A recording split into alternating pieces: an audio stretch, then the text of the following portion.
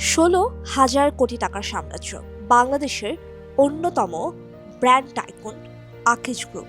কিন্তু অবিশ্বাস্য শোনালেও সত্যি, এই সাম্রাজ্যের শুরু হয়েছিল মাত্র 17 টাকা নিয়ে। এক কিশোর, যার বয়স মাত্র 11 বছর, ঘরে অভাব আর ক্ষুধা নিয়ে রওনা দিয়েছিল কলকাতার পথে। এটাই শেখ আকিজউদ্দিনের গল্প, এক দরিদ্র শিশুর সংগ্রাম থেকে গড়ে ওঠা এক কিংবদন্তির ইতিহাস।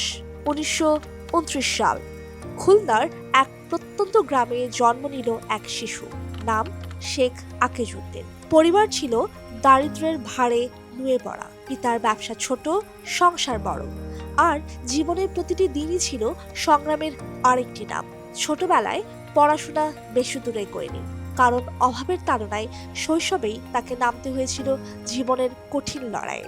মাত্র 11 বছর বয়সে হাতে মাত্র 17 টাকা, কাঁধে ছোট্ট একটা পুঁটলি আর চোখে অবিচল সংকল্প নিয়ে তিনি ঘর ছেড়ে বেরিয়ে পড়লেন।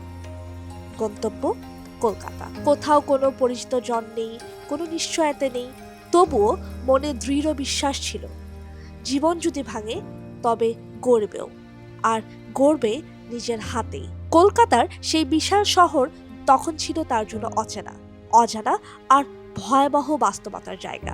রাত কাটল শিয়ালদাহ স্টেশনের প্ল্যাটফর্মে, যেখানে ঠান্ডা মেঝেতে সংবাদপত্র বিছিয়ে ঘুমানোই ছিল আশ্রয়। দিনে হাতে থাকতো কিছু চানাচুর, বাদাম বা কমলা, সেগুলো বিক্রি করেই পেট চালানোর চেষ্টা।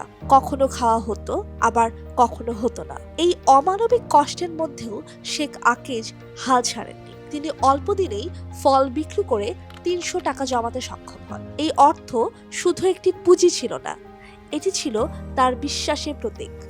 পরিশ্রম করলে অন্ধকার ভেদ করে আলো ধরা দেয়। কিন্তু ভাগ্য সহজ ছিল না।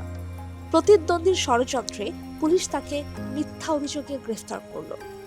কয়েকদিন কারাভোগ করতে হলো। এই অন্যায় আঘাত তার জন্য ভাঙনের কারণ হয়নি, বরং প্রতিজ্ঞা আরো শক্ত করেছিল। পরে তিনি গ্রামে ফিরে আসেন। দ্বিতীয় বিশ্বযুদ্ধ শেষে হাতে যখন মাত্র 8,000 টাকা, তখন সেই অর্থ দিয়েই খুলনার বাজার ডাকায় একটা ছোট মুদি দোকান খুললেন। সেখান থেকে শুরু হলো নতুন অধ্যায়। 1952 সালে তিনি আকিজ বিড়ি প্রতিষ্ঠা করেন। প্রথমে মাত্র 3 জন কর্মচারী নিয়ে ছোট্ট কারখানায় বিড়ি তৈরি শুরু হয়। তিনি স্বল্প দামে বিড়ি বাজারে এনে দ্রুত মানুষের আস্থা অর্জন করেন। তবে সফলতার পথে বাধা এসেছিল আরো নির্মমভাবে।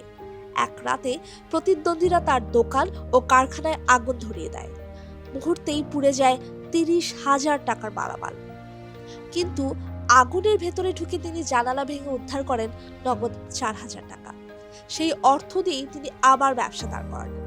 এই ঘটনায় তাকে শিখিয়েছিল জীবনের এক চিরন্তন সত্য, হার মানা মানে শেষ নয়, আবার শুরু করাই আসল শক্তি।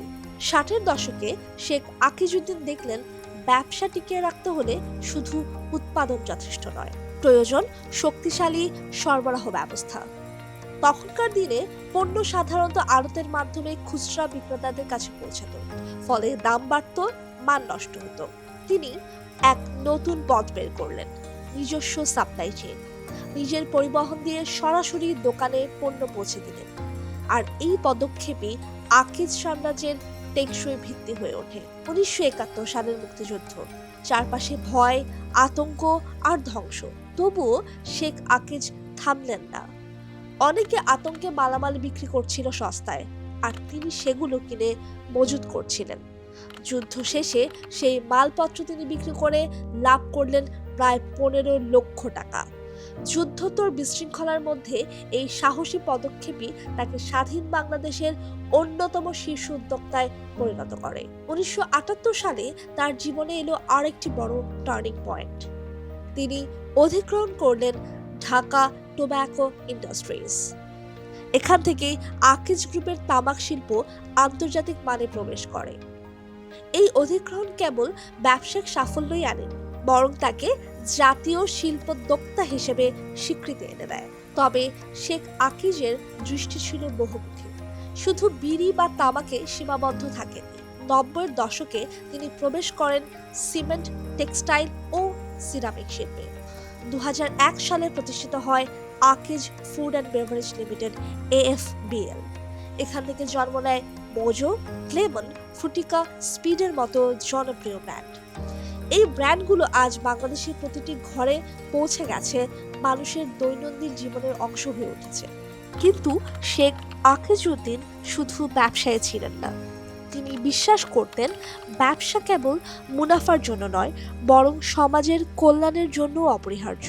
তাই 1980 সালে তিনি প্রতিষ্ঠা করেন আদ্দিন ওয়েলফেয়ার ট্রাস্ট।